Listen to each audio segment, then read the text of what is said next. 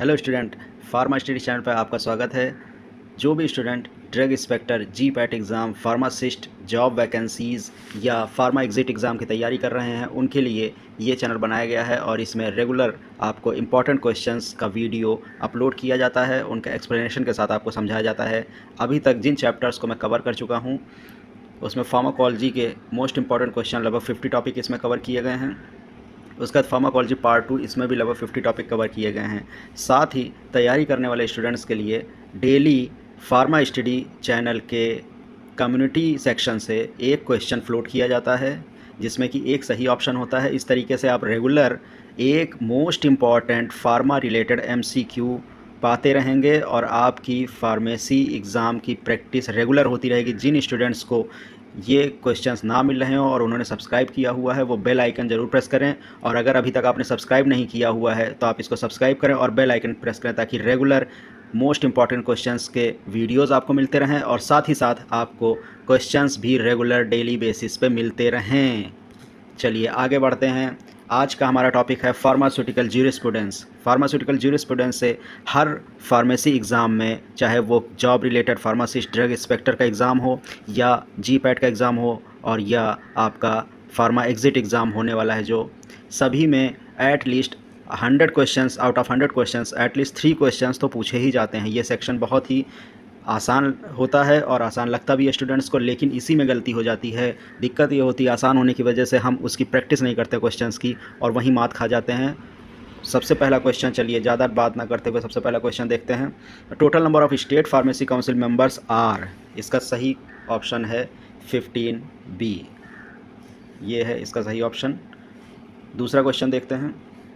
Power of the inspector appointed under The Drug and Cosmetic Act 1940 are mentioned under which of the following section of the act? इस सवाल के answer पे जाने से पहले देखिए, कई बार तो सिर्फ यही पूछ लिया जाता है ड्रग एंड कॉस्मेटिक एक्ट 1940, ये पूछ लिया जाता है ड्रग एंड कॉस्मेटिक एक्ट कब आया। हालांकि इसका सही जवाब है 22। कब आया? 1940। तो यहाँ से 2 क्वेश्चन कवर हो गए हमारे कि ड्रग एंड कॉस्मेटिक एक्ट कब आया, 1940 में आया। और जो DI की पावर हैं वो किस सेक्शन के अंतर्गत आती हैं, तो वो आती हैं 22 के अंतर्गत। 22।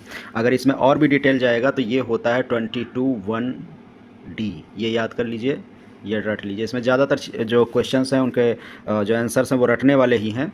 आसान है, श्योर है, आसान क्वेश्चंस को गलत नहीं करना है, क्योंकि अगर आप आसान क्वेश्चन को गलत करेंगे तो फिर फार्मेसी एग्ज़ाम, जिस भी फार्मेसी एग्ज़ाम की आप तैयारी कर रहे हैं वहाँ आपको दिक्कत हो जाएगी, फिर आप क्वालिफाइंग मार्क्स तक पहुँचना आपके लिए मुश्किल हो जाएगा। Next question, in the drug DNC क्या है? ड्रग एंड कॉस्मेटिक एक्ट, जिसकी अभी बात की थी 1940। Drug and cosmetic act the schedule relating to GMP is.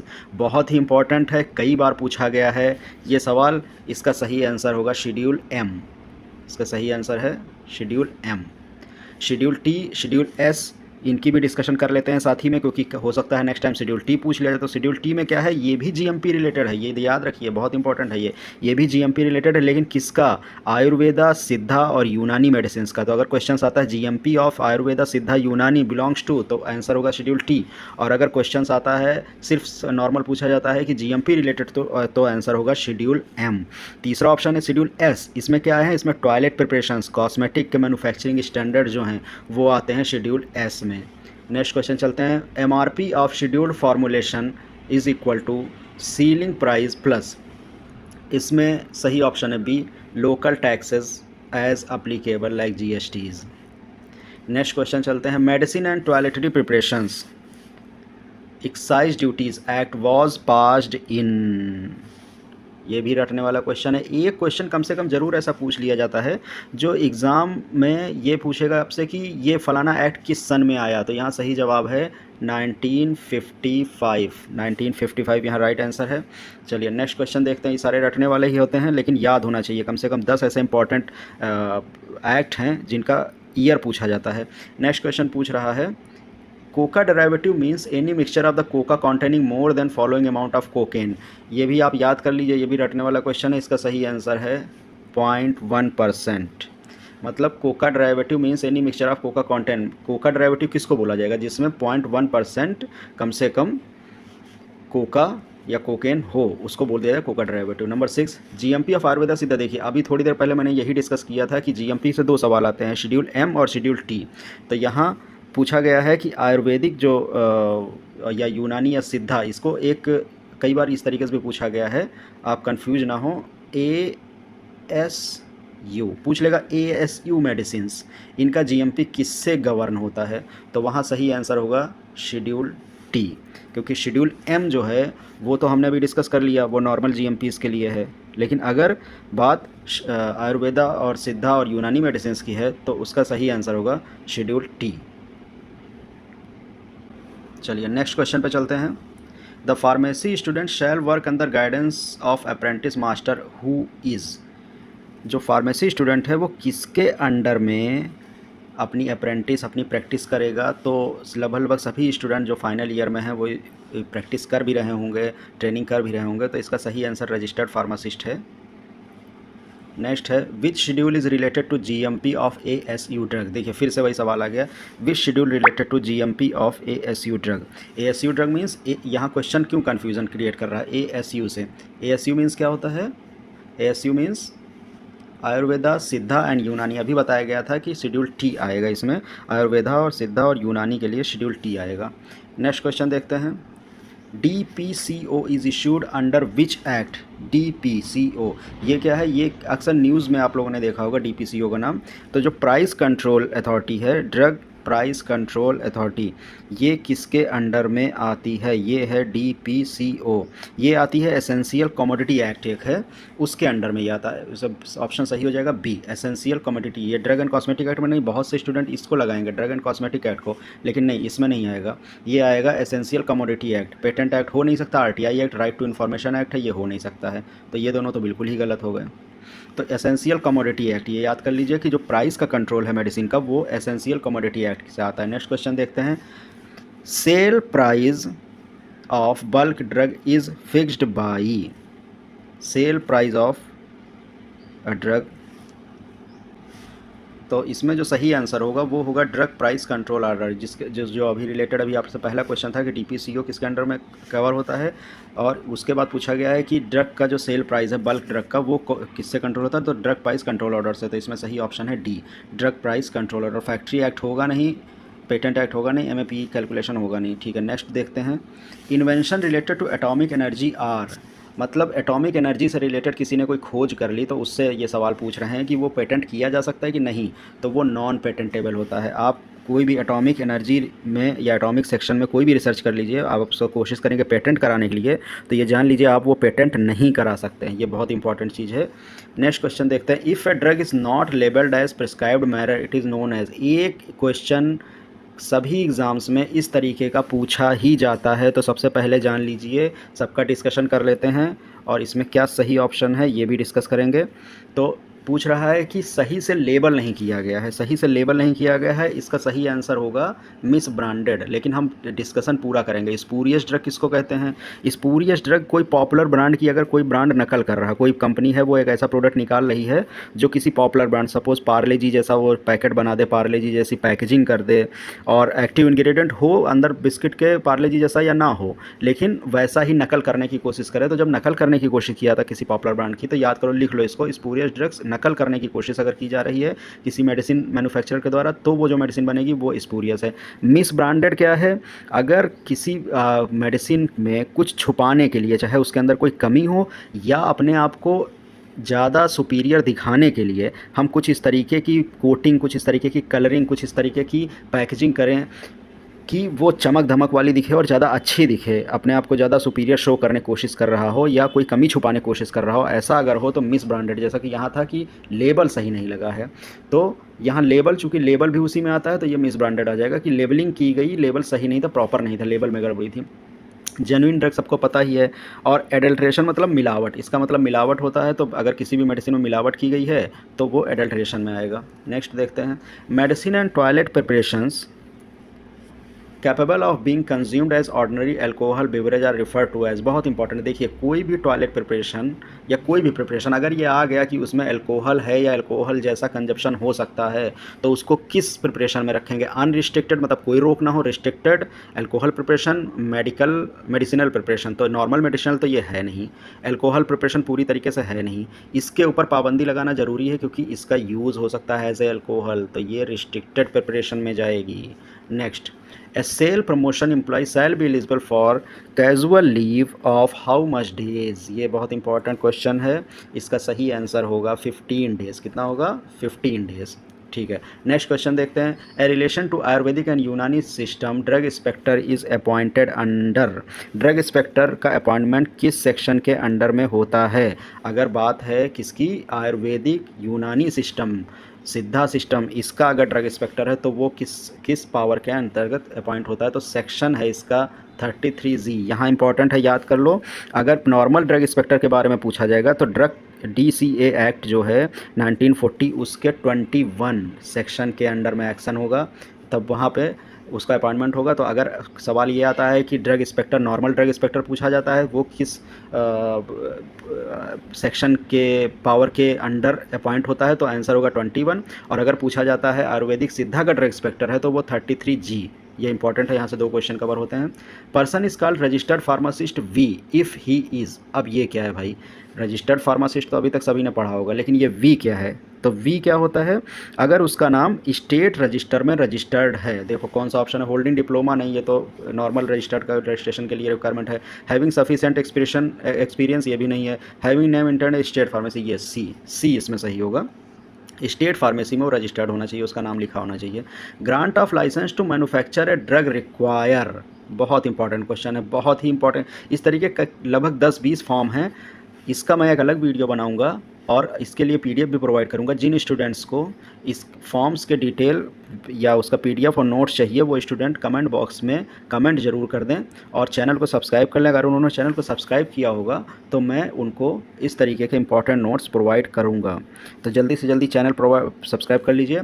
तो इसका ऑप्शन है form 25, licence to grant manufacturing of drug 25, ये आ जाता है 25। और अगर आयुर्वेदा का पूछा जाएगा तो यहाँ नोट कर लीजिए, आंसर होगा 25D। अगर आयुर्वेदा मेडिसिन का केवल पूछा जाए तो 25D। चलिए नेक्स्ट क्वेश्चन पे चलते हैं। Central drug institute is located and, अब देखिए जितनी भी मेडिसिन रिलेटेड लैब हैं उनमें से एक लैब पूछी जा सकती है। तो एक्चुअली ये पूछ रहा है CDRI। अब तो आप लोग इसका आंसर समझ ही गए होंगे, ये लखनऊ में है। Next, cannabis resin is also known as, cannabis resin को और क्या कहा जाता है? फार्माकोलॉजी के जिन स्टूडेंट्स ने मेरे फार्माकोलॉजी के लेक्चर कवर किए होंगे उन्होंने देखा होगा कि मैंने बताया था वहाँ भी कैनाबिस का जिक्र आया था। तो कैनाबिस किस प्लांट से मिलता है ये भी पूछा जाता है। कैनाबिस क्या है? एल्कलाइड है, ग्लूकोसाइड है, ये भी पूछा जाता है। अब यहाँ पूछा है फार्मास्यूटिकल ज्यूरिस्प्रूडेंस में कि कैनाबिस रेजिन को और क्या कहते हैं? आंसर है चरस। इसका सही आंसर है चरस। ओपीएम अलग है, कोकेन अलग है, लेकिन ये तीनों से एक सवाल जरूर आता है। कोकेन से एक क्वेश्चन आएगा, चाहे वो फार्माकोलॉजी से उठाए या केमिस्ट्री से उठाए, कोग्नोसिस से उठाए या ज्यूरिस से उठाए। ओपीएम से एक आएगा। इसी तरीके से चारों सब्जेक्ट में ये रिलेटेड है, चारों सब्जेक्ट से। इसी तरीके से चरस या कोकेन का या कैनाबिस का या कोकेन का सवाल यहाँ पे रेज हुआ है। नेक्स्ट क्वेश्चन देखते हैं। ए ड्रग इज़ सो कलर्ड, देखिए फिर अभी जो थोड़ी देर पहले आपको बताया था कि drug is so coloured and polished. अब पॉलिश अगर हो गई तो क्या किस सेक्शन में आएगा? अभी बताया गया था कि पॉलिशिंग अगर हो गई, ज़्यादा कलरफुल ज़्यादा बना दिया, चमक धमक वाला बना दिया, तो उसको बोल देंगे हम, इसका सही आंसर होगा misbranded. If drug is so coloured, coated, polish that damage it therapeutic value or it is made to appear better or greater therapeutic value, ऐसा दिखाना चाह रहा है कि ज़्यादा थेरेपेटिक वैल्यू है, इसलिए कुछ इसने कलरिंग ज़्यादा कर दी, कोटिंग ज़्यादा कर दी, तो उस ड्रग को क्या कहेंगे? Miss branded. स्पूरियस, एडल्ट्रेंट और ट्रू ड्रग, ये सब पहले ही बताया जा चुका है, पिछले क्वेश्चन में आप देख सकते हैं। 22 नंबर क्वेश्चन है, what is the minimum space required for the manufacturing of the asava or arishta? बहुत इंपॉर्टेंट क्वेश्चन है। फार्मेसी खोलने के लिए कितनी मिनिमम रिक्वायरमेंट चाहिए, कंपनी खोलने के लिए कितनी मिनिमम रिक्वायरमेंट चाहिए, इन सब से रिलेटेड क्वेश्चन भी पूछे जाते हैं। तो यहाँ सही आंसर है 200 स्क्वायर फीट। अगला क्वेश्चन देखते हैं। The schedule in drug and cosmetic act that deal with the requirement and guideline of clinical trial important manufacturing of new drug. बहुत इंपॉर्टेंट है। क्लिनिकल ट्रायल क्या होता है? क्लिनिकल ट्रायल किसी भी मेडिसिन को लॉन्च करने से पहले क्लिनिकली प्रूफ करना पड़ता है कुछ नंबर ऑफ ह्यूमन बींग्स और प्री क्लिनिकल में एनिमल्स के ऊपर ट्रायल करके कि वो ड्रग काम कर रही है सही कि नहीं कर रही है। ये आता है शेड्यूल वाई में, शेड्यूल वाई इसका सही आंसर है, शेड्यूल वाई। नेक्स्ट क्वेश्चन देखते हैं। Name of the registered pharmacist can be remove from the register by executive committee if it is found that. अब यहाँ लग रहा है फार्मासिस्ट ने कुछ भी गड़बड़ी कर दी है। अब क्या गड़बड़ी की? His name has been entered by error or an account of misrepresentation or suppression of by गलती से गलत नाम चढ़ गया हो या गलत आदमी का नाम चढ़ गया हो। He had been convicted of any offence, उसने कोई अपराध कर दिया हो। बोथ ए एंड बी, इसमें तो यही लग रहा है कि इन दोनों केस में नाम हटाया जा सकता है, तो बोथ ए एंड बी ही इसमें सही होगा। नेक्स्ट क्वेश्चन देखते हैं। Animal house approved by, animal house को कौन अप्रूव करता है? तो ये सही ऑप्शन है इसमें, एनिमल हाउस को अप्रूव करता है CPCSCA, ये सी, ये ऑप्शन सही है। इसका फुल फॉर्म क्या है? Committee for control and supervision of experimental animal. जब मेडिसिन का इफ़ेक्ट पता करना होता है तो हमको एनिमल की ज़रूरत पड़ती है, गिनी पिग की ज़रूरत पड़ती है, रैट की ज़रूरत पड़ती है, माइस की ज़रूरत पड़ती है, डॉग की ज़रूरत पड़ती है, मंकी की ज़रूरत पड़ती है। तो उन एनिमल को यूज़ करने से पहले हमें गवर्नमेंट ऑफ इंडिया से परमिशन लेनी पड़ती। वो परमिशन जो देने का काम होता है वो परमिशन हमें देता है CPCSCA, ये कमेटी है। इसके पास पूरा प्रपोजल जाता है और वो अप्रूवल देता है उसके लिए। नेक्स्ट क्वेश्चन देखते हैं। The medicine and toilet preparation excise duty act came. देखिए मैंने अभी थोड़ी देर पहले बताया था कि कई क्वेश्चन ऐसे आते हैं जिसमें सिर्फ ईयर पूछ लिया जाएगा कि फ़लाना एक्ट कब आया है। उसी में से एक ये इंपॉर्टेंट एक्ट है जिसका सही आंसर है 1955। 1955 में medicine and toilet preparation act आया था। नेक्स्ट क्वेश्चन देखते हैं। An original licence to sell drug unless sooner suspended or cancel shall be valid for. क्या मतलब हुआ इसका? कि कोई ड्रग लाइसेंस जो सेल करने का लाइसेंस दिया जाता है, अगर वो कोई गड़बड़ी ना करे, उसका लाइसेंस सस्पेंड ना किया गया हो, तो कम से कम कितने दिन के लिए वैलिड होता है? तो इसका सही आंसर है 5 साल के लिए। एक नॉर्मल कंडीशन में इशू किया गया ड्रग सेल के लिए लाइसेंस 5 साल के लिए वैलिड होता है। नेक्स्ट क्वेश्चन देखते हैं। लिस्ट ऑफ पॉइजनस सब्सटेंस अंदर आयुर्वेद, सिद्धा, यूनानी, ASU, फिर यहाँ आ गया ASU मेडिसिन शेड्यूल्ड एज। ये बहुत इंपॉर्टेंट है, इसका सही आंसर है ई। देखिए ई कहाँ है? जब भी पॉइजन पूछा जाए तो ई, क्योंकि जितने भी पॉइजनस सब्सटेंस हैं वो शेड्यूल ई में रखे गए हैं। ठीक है, और यहाँ पूछा जा रहा है आयुर्वेदा, सिद्धा, यूनानी का पॉइजनस सब्सटेंस, तो E1 में इसको रखा गया है। ठीक है, नेक्स्ट क्वेश्चन देखते हैं। Production and control of opium is controlled by OPM. देखिए अभी थोड़ी देर पहले मैंने बताया था, एक तो ओपीएम हो गया, दूसरा कैनाबिस हो गया और तीसरा चरस का वहाँ पूछा गया था। कैनाबिस, चरस, ओपीएम, कोका, ये सारी जितनी भी मेडिसिन हैं इनका फार्माकोलॉजी से, फार्मा केमिस्ट्री से और जूरिस्प्रूडेंस और फार्माकोग्नोसी से 4 सब्जेक्ट से इनका टॉपिक उठता है। तो इसको एकदम अच्छे से कवर कर लीजिए। यहाँ पूछा गया कि भाई इनका प्रोडक्शन कौन कवर करता है? तो इनका प्रोडक्शन सेंट्रल गवर्नमेंट कवर करती है, स्टेट के हाथ में नहीं है, इंडिविजुअल स्टेट का नहीं, DCC के हाथ में नहीं है। सेंट्रल गवर्नमेंट ही बताएगी कि कितना प्रोडक्शन होना, कहाँ होना है। नेक्स्ट क्वेश्चन है। Drug and magic remedy objectionable advertisement act was approved by parliament in. अब इसमें क्या होता है कि कुछ ऐसे एडवर्टाइजमेंट होते थे जो बहुत ही अपीलिंग होते थे या उसमें प्रॉमिस किया जाता था कि हाँ ये डिज़ीज़ सही ही हो जाएगी, उसको गवर्नमेंट ने रोक लगा दिया और वो एक्ट 1994 में पास हुआ था। इसका सही ऑप्शन है ए। इस तरीके से 30 क्वेश्चंस हमने इसमें कवर किए। जिन स्टूडेंट्स ने अभी तक चैनल को सब्सक्राइब ना किया हो वो चैनल को सब्सक्राइब कर लें ताकि उनको रेगुलर वीडियोस मिलते रहें। साथ ही डेली बेसिस पे MCQs फ्लोट किए जाते हैं ग्रुप में, उसको पाने के लिए सब्सक्राइब करने के बाद बेल आइकन ज़रूर दबाएं।